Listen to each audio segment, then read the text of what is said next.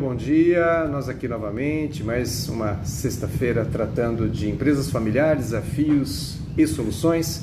E hoje nós vamos falar sobre a diferença de uma administração de empresa familiar profissional e uma administração nitidamente familiar.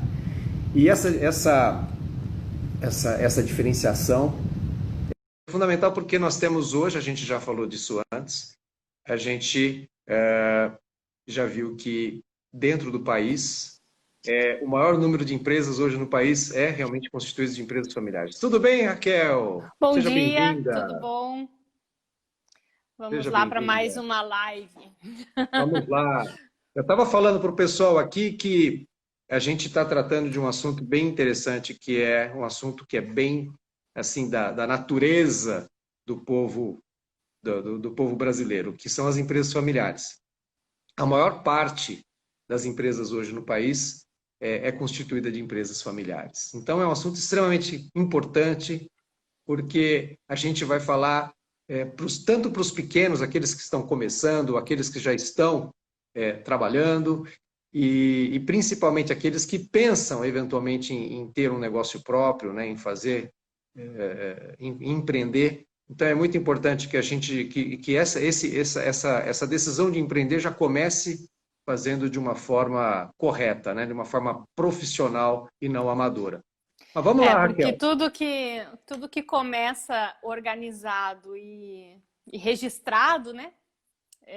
A gente tem menos trabalho depois e menos problemas para resolver.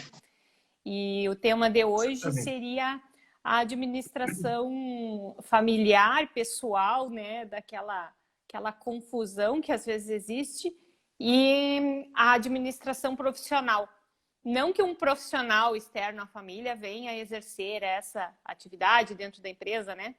Mas aquela utilização de ferramentas profissionais que separem, que deixem bem claros, né? O que é a contabilidade da empresa e o que vai efetivamente para o sócio, e aí ele faz a contabilidade dele bem separada da empresa, né? Porque se isso não acontecer, tem consequências, né, Andrei? Acho que o primeiro mito que a gente poderia derrubar aqui é que quando a gente fala em profissionalizar a gestão, talvez a coisa, assim, o pensamento que vem na mente do empreendedor é, caramba, vou ter que contratar alguém. Mas não. Então, isso é um mito. Na verdade, a gestão ela passa a ser profissional a partir do próprio sócio fundador. É ele que imprime essa condução profissional. Então, de que maneira? Então, derrubando o primeiro mito, eu não preciso contratar alguém, um profissional, não é isso que é profissionalizar. Eu posso ter uma equipe de pessoas contratadas e a administração continuar familiar. Então, vamos distinguir aqui o que é e o que não é uma administração familiar. Então, poderia começar aqui dizendo o seguinte, que você imprime um ritmo de gestão profissional quando você encara a sua empresa como uma entidade independente da sua vida. O caixa da empresa não é o seu caixa. E Aquele não tem dinheiro que livre você está acesso a olhando, todo mundo, né? aquele dinheiro que está no caixa, ele não é seu. Mas como não? A empresa é minha. A empresa é sua, mas a empresa tem os seus recursos e você tem os seus. São coisas completamente diferentes. Aqui é o primeiro passo para que a administração seja de fato profissional. E aí utilizar as ferramentas da contabilidade, utilizar sistemas, enfim, que deixe as coisas bem separadas, né? A gente até já comentou isso, que empresas de pequeno porte, microempreendedores, enfim, não tem a necessidade legal de manter livros de contabilidade e escriturações contábeis como são exigidas de grandes empresas, de médias empresas. Mas tem que ter uma estrutura interna que registre tudo isso, né? Porque depois, se precisar mostrar isso para alguém, seja lá qual motivo, isso vai estar totalmente individualizado, né? Pois é, quando você toca o seu negócio, a sua empresa, sem o devido cuidado, esse cuidado de registrar, escriturar as entradas, as receitas e as despesas, o que que acontece? Se numa eventualidade o seu negócio falir, isso pode te trazer muitas dores de cabeça, porque a ausência dos livros fiscais, ela é considerada crime, é um crime falimentar.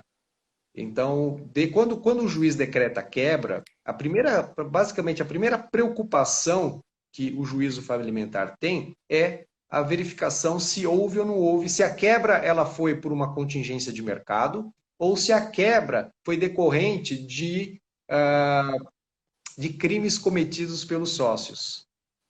E seria nada mais, nada menos do que misturar as finanças pessoais e as finanças da empresa, ou seja, uma confusão patrimonial. Tu está utilizando indevidamente um patrimônio que não é teu, que é da tua empresa, para beneficiar-se individualmente, né? Aí isso gera a desconsideração da personalidade jurídica da empresa, né? Aí tu cria uma personalidade jurídica para separar, né, legalmente, processualmente, todos os problemas, separar o teu patrimônio pessoal não ser utilizado para a empresa, para pagar dívidas da empresa. Aí tu vai lá e junta tudo, faz uma confusão toda, faz um bolo todo, o teu patrimônio, que talvez nem tenha sido decorrente dessa empresa, né, vai entrar para pagar as dívidas da empresa, porque já que misturou tudo, então vamos misturar para pagar também, né?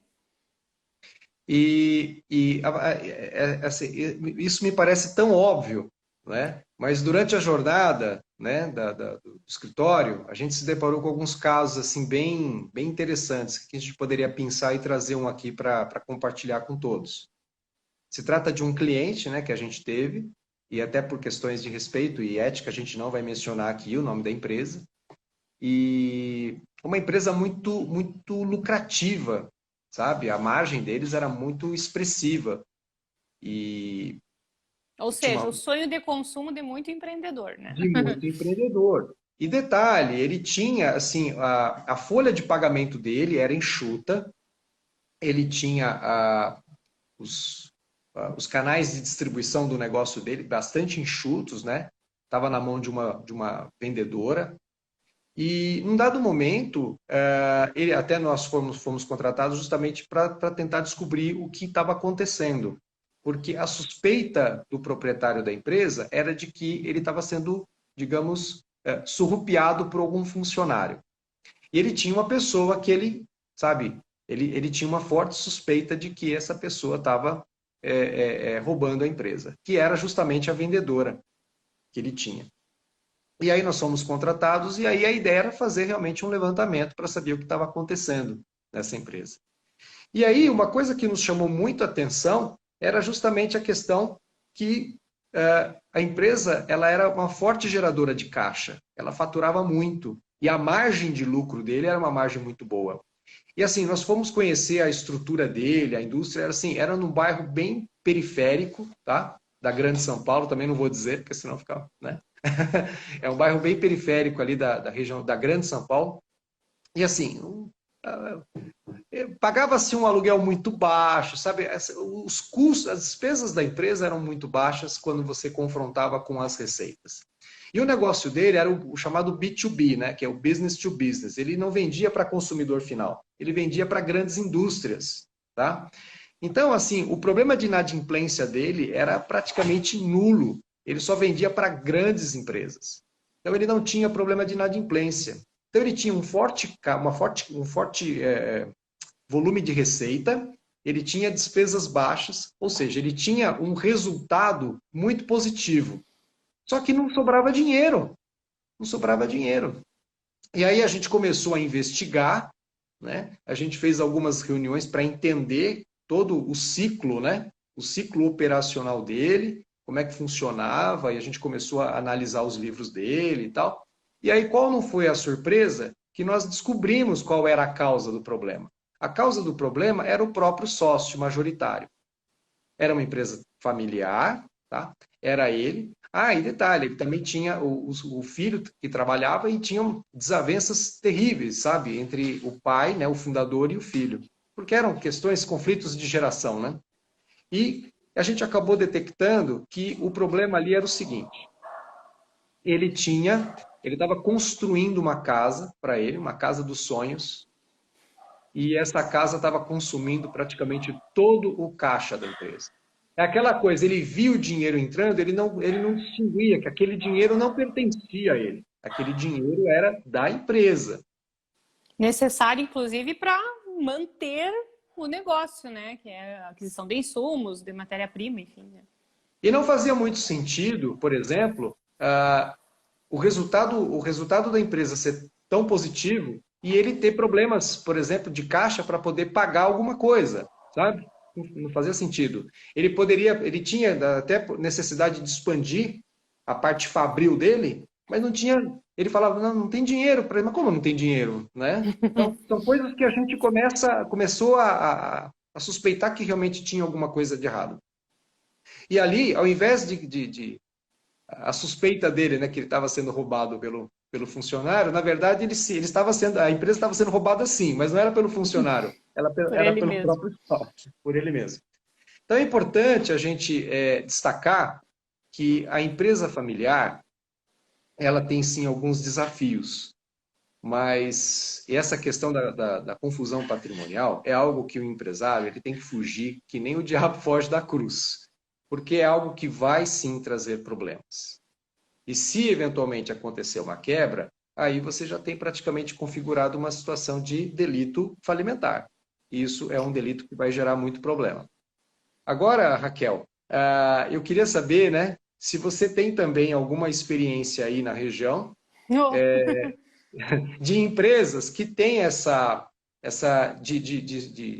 de gestores, de empresários que têm essa dificuldade, né, de olhar para o caixa da empresa e achar que aquele caixa é dele, não é da empresa. olha, tem exemplos vários aqui, mas eu acho que o pior que a gente já lidou aqui foi uma pequena empresa que não tinha nem a conta bancária no CNPJ da empresa. Os valores eram administrados dentro da conta bancária pessoal, né, da pessoa física de um dos sócios. E isso impossibilitou, né, a prestação de contas entre eles, né, e era uma empresa familiar entre irmãos. E um dos irmãos acabou saindo da empresa, que era quem administrava, e a gente fez toda uma reestruturação. Mas, assim, o que a gente vê é que falta, às vezes, para uma pequena empresa, para um pequeno empreendedor, aquele capital de giro, tanto da empresa quanto da própria contabilidade. Então, as coisas assim, vai entrando e vai pagando, vai entrando e vai pagando a conta do mês, né?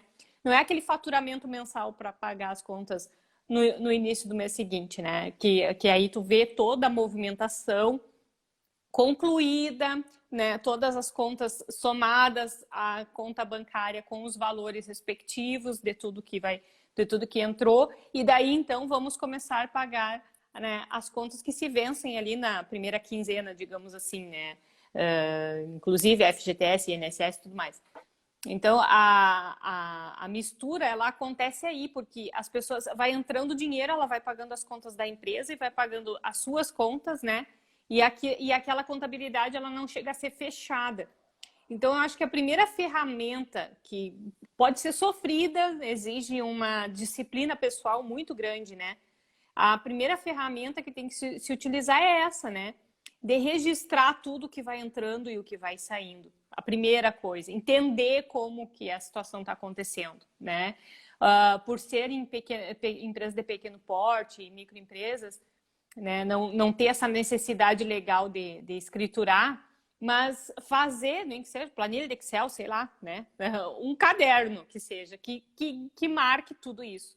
E a partir dali, ir dividindo. Vai demorar um tempo, talvez, né? Mas ir utilizando as ferramentas para o quanto antes essa engrenagem ela funcionar como ela deve ser funcionada.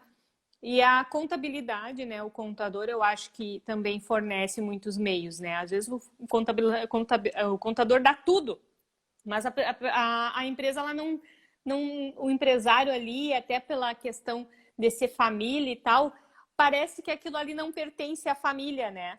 que é uma coisa tão administrativa, tão impessoal, que não pertence àquele grupo familiar, né? Então, por que eu vou utilizar isso se eu estou tratando com os meus filhos, se eu estou tratando com os meus irmãos, com meu pai, né? Não é uma coisa que a família utiliza, né? Talvez o brasileiro ele tenha muito disso, né? De não ter um controle financeiro familiar mais impessoal para tomar decisões de uma forma mais racional e menos emotiva. E acaba trazendo isso para dentro da empresa, né? E pelo contrário, quando a gente fala em administração profissional, é simplesmente isso. Utilizar as ferramentas administrativas que a tua empresa já tem para fazer a separação e para ver o que tu está tendo de lucro. Até porque a empresa que não sabe qual é o lucro que tem, qual é o custo que tem, né? Qual é a perspectiva de crescimento? Né? Não é só uma separação contábil, é a perspectiva de crescimento, perspectiva de criar um negócio que tu possa vender, né? Que alguém chegue e diz, não, olha, teu negócio é lucrativo realmente, eu quero assumir o teu negócio, né? E esse exemplo que eu dei é justamente uma família que comprou um restaurante que já era administrado dessa forma. Então ele nem sabia o que ele estava comprando para começar a história, né? E aí viu-se que o modelo que era implementado naquele local, naquela empresa já, não é nem um modelo administrativo, né? O negócio em si, a forma de fazer o negócio, algumas estruturas de marketing que já existiam e tal, elas estavam erradas, né? Porque não estavam revertendo, estavam gastando dinheiro com algumas coisas e não estava revertendo em venda, né? Então, inclusive isso foi detectado daí, né, nessa análise toda. Ainda não está 100% separadinho, mas a caminho de, né? Mas como o nosso propósito aqui é apontar os desafios, mas também, na medida do possível, mostrar as soluções, né? É importante a gente registrar que o empresário, quando ele monta um negócio, ele tem duas maneiras de ser remunerado. A primeira maneira de ser remunerada, se ele efetivamente trabalha na empresa, é a figura do prolabore. O que significa o prolabore? O prolabore é um salário que a empresa paga para o sócio que trabalha. E a outra modalidade é o recebimento de dividendos, tá? Quando a famosa distribuição de lucro, só que o lucro é apurado quando você tem, quando o seu resultado é positivo, quando as receitas superam as despesas. Então você recebeu lá um volume de X de receita, tá? Se a sua receita, pagando todas as suas despesas, teve uma sobra, essa sobra se chama lucro. E esse lucro, sim, ele pode ser distribuído para os sócios ou, eventualmente, reinvestido. Ele é distribuído uma parte e reinvestido uma outra parte no próprio negócio. Qual que é a diferença entre uma coisa e outra? Bom, o lucro ele só vai existir se o resultado for positivo. E o prolabore não. O prolabore ele vai ser pago. É uma despesa da empresa, né? É uma despesa fixa da empresa. E como despesa fixa da empresa, a legislação ela encara essa despesa fixa como uma verba de contribuição. Então incidem tanto o imposto de renda quanto o INSS. Então, é um salário. Você é como se fosse um trabalhador, você é um empregado da própria empresa. Então, você recebe o prolabore. E aqui, Raquel, eu queria saber de você, o que você, dentro da sua percepção, uma empresa que fatura muito pouco e mesmo assim paga um prolabore desproporcional para o sócio, ou eventualmente ela não está nem faturando, mas está pagando prolabore, qual que é a sua percepção e o que você vê aí no seu dia a dia? É aquela famosa necessidade de comprovação de renda, né? E aí, como tu tem uma empresa capaz de produzir um documento desses, tu conseguir créditos, né?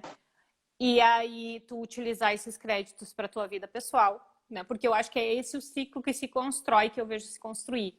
Tu tem uma empresa com uma contabilidade que pode te gerar uma comprovação de renda ideal para te conseguir os créditos que tu precisa para fazer um financiamento de um imóvel que no fim das contas, né, nesses casos mais caóticos, tu não tem condições de pagar, né? Então, tu vai gerando um endividamento. Isso é gerar endividamento, né? É quando tu assume responsabilidades que, no fundo, na verdade, não pode. Então, a confusão patrimonial que existe acabou gerando uma dívida muito superior àquilo que a pessoa é capaz de pagar. Então, assim, empresas com faturamento, por exemplo, mensal de 30, 40, 50 mil, que tem uma despesa fixa de 20 mil, 20, 30 mil, fazer o pagamento de um prolabore de 6, 7 mil reais, comprovando uma renda que, no fundo, nem existiria, né? Não teria condições financeiras de existir. E aí o sócio vai lá e faz um financiamento de 300 mil reais para comprar um imóvel. E aí a parcela do imóvel consome praticamente a metade daquele prolabore que ele recebe de uma empresa. Aí um faturamento desses não vai se manter nesse patamar. Vai ter a sazonalidade, né, desses faturamentos, porque toda empresa tem essa variação, e vai ter um momento que tu vai estar pagando prolabore e endividando a empresa para te conseguir pagar uma dívida que tu nem poderia ter. Então, gera aquilo que começa meramente com a retirada de dinheiro do caixa para fazer compra, né, para comprar supermercado, às vezes, né, que a gente vê notinha de supermercado no meio das contas da empresa, né, aquilo ali é só o começo de um problema que pode ficar insolúvel, né? A gente vê empresas pequenas fechando com um endividamento de mais de R$1 milhão. Gente, como é que conseguiu chegar nesse ponto, né? Aí, quando tu vai ver, foi essa máquina que foi trabalhada exclusivamente para gerar um lucro. E aí a gente vê nascerem vários problemas, né? No momento que acontece tudo isso, tu deixa de te preocupar com o que tu entrega ao cliente, tu deixa de te preocupar com alguns encargos trabalhistas, né? Porque, não, isso aqui depois eu resolvo, depois eu pago, depois o governo parcela, né? Tem sempre um refis no final do ano para parcelar o imposto, né? E aí vai parcelando coisas que tu nem deveria imaginar que poderia parcelar, né?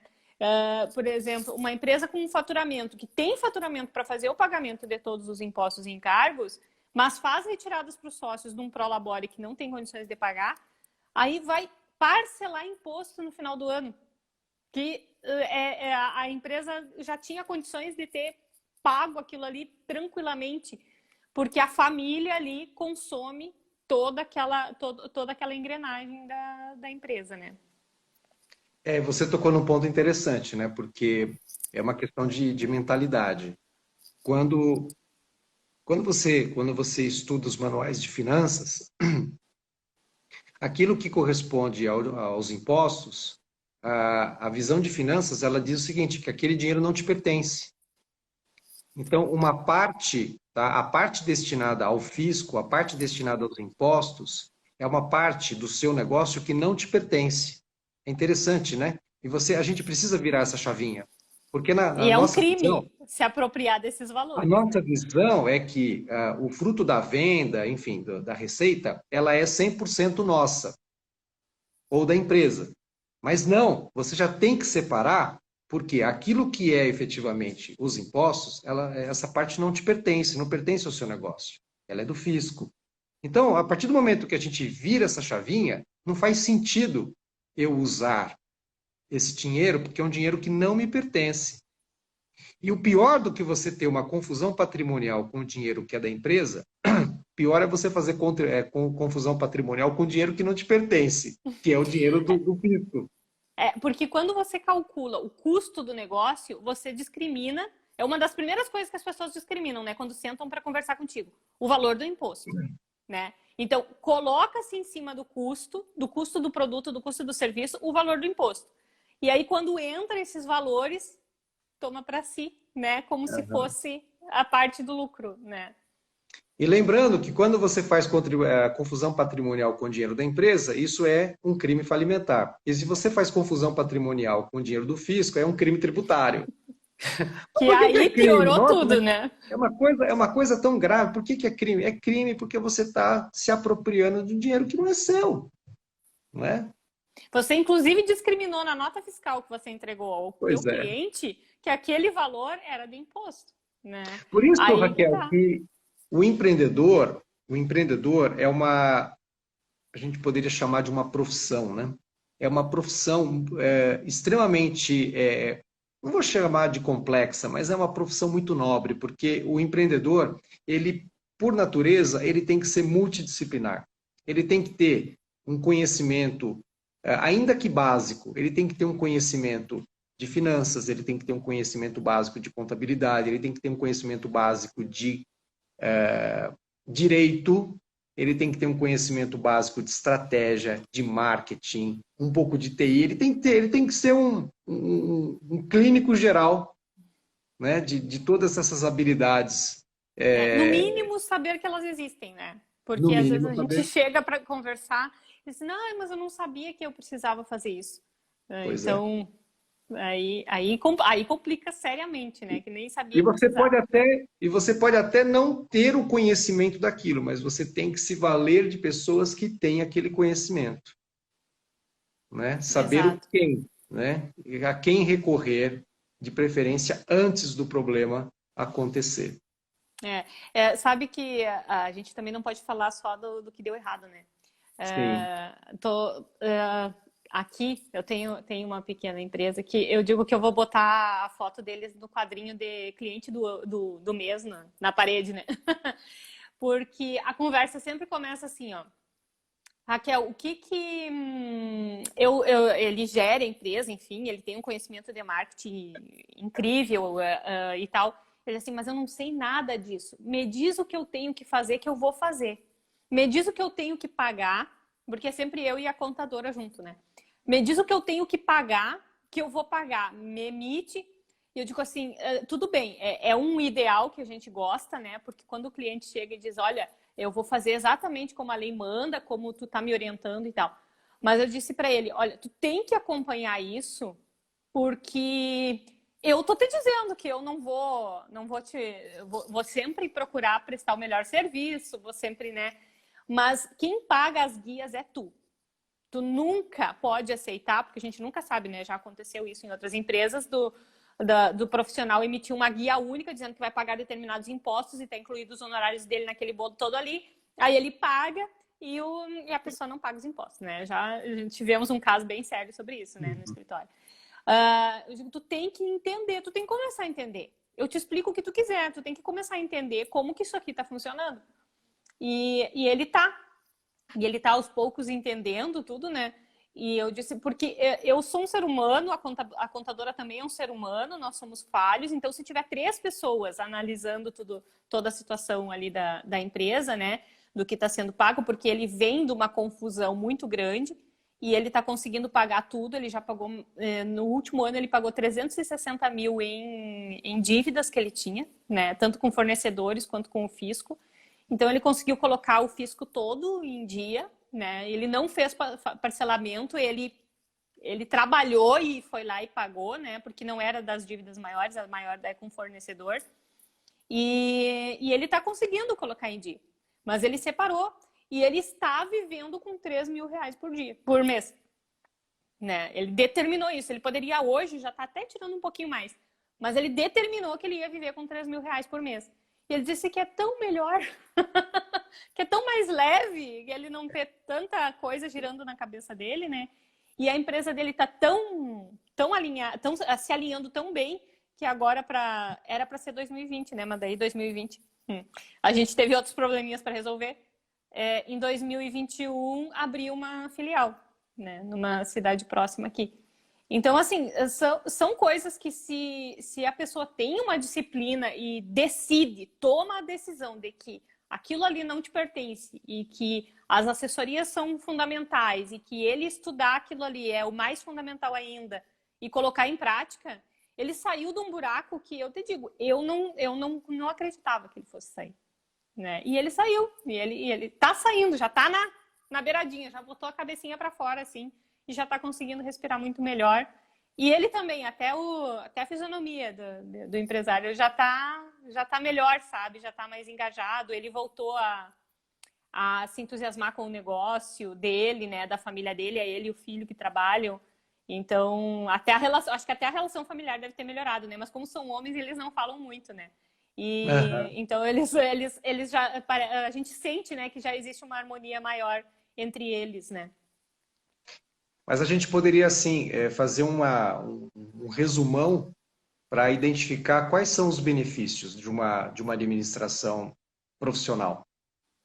O primeiro benefício é que você vai andar de acordo com a lei, tá? A gente Ponto. poderia, bom, a gente poderia até parar por aqui, mas não, tá? Tem outros benefícios além de você estar andando de acordo com a lei. Você começa a imprimir no seu negócio a administração profissional que te permite exatamente conhecer as métricas do seu negócio. Você sabe exatamente a cada real que você investe, quanto que ele te dá de retorno. Isso é importantíssimo. Você cria toda uma dinâmica de gestão que você pode, eventualmente, tocar à distância. E E é você isso que as pode. pessoas hoje elas estão pedindo, né? Por que estão pedindo? Porque se você é um dono de um pequeno negócio, tá? Ou de um médio negócio, não importa, ou de um grande negócio, mas que esse negócio ele depende, se você não imprime nele uma gestão profissional, esse negócio ele vai sempre ser a extensão de você. Ele vai ser a sua cara. E isso tem um problema. Tem um problema porque vai chegar um momento da sua vida, um empreendedor que está aqui ouvindo a gente, vai chegar um momento que você vai querer curtir sua família, você vai querer passear, você vai querer descansar. E aí você não vai poder. E aí você vai se somar a esses milhares e milhares de empreendedores que falam, eu não posso tirar férias, eu estou não sei quantos anos sem tirar férias, e eu não consigo, eu não posso, é difícil. Não é que é Trabalho difícil, 12 horas, 16 horas por dia, que é isso que a gente vê, é né? isso, Os é isso. empresários, eles trabalham, às vezes, até mais do que isso, né? Porque Mas estão por que? sentados, comendo e falando no telefone, resolvendo Pois alguma é. coisa. Mas é possível sim, é possível sim. E tudo começa com você imprimindo no seu negócio uma gestão profissional. Porque você consegue criar métricas, você consegue criar processos que a gente vai falar aqui mais adiante também, em outras ocasiões. Você consegue fazer com que o seu negócio ele tenha toda uma estrutura que, sabe, consiga imprimir no seu negócio como se fosse um plano de voo que qualquer profissional da área, ele chega, ele consegue tocar o seu negócio a partir do momento em que você deixou. Então, essa é a grande vantagem, além de você estar de acordo com a lei, a grande vantagem de você ter uma gestão profissional é justamente você ter a liberdade de poder replicar o seu negócio, você criar réplicas do seu negócio. Por quê? Porque você sabe exatamente como fazer, o que e como fazer. Você sabe o valor que você vai O que investir, já deu errado, já o sabe que já tudo deu que deu errado. errado, né? Exatamente. E você vai criar uma réplica do seu negócio, você vai criar um manual de procedimentos, de como deve ser feito, o que e como deve ser feito, e aí você tem chances de escalar o seu negócio. Mas isso a gente não vai falar do É. escalonamento do negócio, que a gente vai Uh, deixar para uma outra oportunidade. uma, uma coisa que eu lembrei agora, assim, né? Que teve um desses empresários que eu tenho contato que ele diz assim, por causa de toda a sistematização que ocorreu nos últimos anos da Receita Federal, né? Tudo passa por um sistema que cruza informações e descobre o que o empresário nem sabe, que existe dentro da empresa dele. Então, eles dizem assim, porque o governo ele tem tanta informação que ele poderia cuidar do negócio, né? Porque é um controle que existe, né? Do poder público e tal. Então, assim, aquela reclamação, tem sempre uma carga de reclamação. Eu digo, gente, então usa a teu favor, porque se tu cumprir tudo isso aí, você tem as ferramentas que você precisa para saber tudo que está acontecendo dentro da empresa, né? E gerir ela de uma forma muito mais técnica, né? Muito mais profissional. Então, quando a pessoa, como tu falou, né? Quando vira essa chave, né? De que cumprir tudo isso vai muito mais trazer benefícios do que prejuízos, né? Aquele rancor com o governo, ele tem que ser trabalhado e eliminado da vida das pessoas, porque não tem o que fazer, né? A gente não está nas nossas mãos mudar isso. Eu digo, te candidata ao Poder Legislativo, né? Entra com um projeto de lei e muda a parafernália toda, porque de outra forma não tem o que fazer, né? Tem que cumprir, tem que usar tudo isso a teu favor, né? Usa a teu favor, então. Né? Não, porque a revolta faz com que a pessoa tenha se esquive disso, né? Não tem revolta, vai lá, cumpre, né? Ontem eu falei um pouco sobre contrato de trabalho, que eu acho que também a gente vai conversar aqui mais adiante, né? E é isso, não tem como tu ser profissional, exigir um profissionalismo do teu funcionário, se tu não cumprir a lei trabalhista em relação a ele, não exigir que ele cumpra em relação a ti. Né? E aqui é a mesma coisa, a relação com o fisco é uma relação de amor e ódio, né?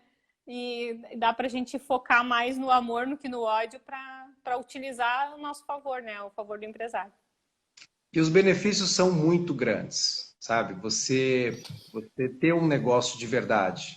Porque a gente costuma brincar, né? Que se você tem uma administração familiar, onde o seu negócio é totalmente dependente de você, você não tem um negócio. É o negócio que tem você. Que usa teu corpinho todo. Você é um empregado, né? Que ganha. É um empregado caro do seu negócio. Na verdade, você acaba sendo um empregado do seu negócio. Você é aquele que chega aquele que chega mais cedo e que sai mais tarde, né? Você é o que trabalha mais e o que ganha menos, muitas vezes. Então, não faz muito sentido. Então, o empreendedorismo ele tem que ser feito de uma forma profissional. E não tem problema o que você fez até agora. O importante é o que você vai fazer a partir de agora. Já vimos pessoas saírem de dificuldades muito, muito grandes. E pode ter certeza que se alguém estiver ouvindo agora ou depois, né, que a live vai ficar gravada, cara, assim, ó, tudo tem uma solução, né? E se a solução for encerrar esse empreendimento e começar outro, se separar dele antes do fim, né, vai te possibilitar continuar empreendendo. Qual o problema? Se separa, exatamente, se separa e vamos lá, né? E começa de novo, né? Nunca é tarde para o recomeço. Ó, quanto aprendeu, né? E como vai começar diferente, né? Então, é uma outra perspectiva. Maravilha. Raquel, eu acredito que hoje a gente encerrou aí os tópicos de hoje. E aí, sexta-feira que vem, temos mais assuntos ligados também à temática das empresas familiares, né? Trazendo os desafios e principalmente as soluções. As soluções, ferramentas, enfim, o que a gente puder contribuir, né? Para essas pessoas que movimentam tanto do nosso país. Uhum. Perfeito. Raquel, obrigado aí pelo tempo, pelo conhecimento, por compartilhar conosco aqui os seus insights, a sua vivência aí no estado do Rio Grande do Sul. Eu que agradeço sempre. E aí a gente vai se falando e sexta-feira que vem estamos aí de novo. Tem mais. Tá bom? Até mais. Um abraço. Até. Tchau, pessoal.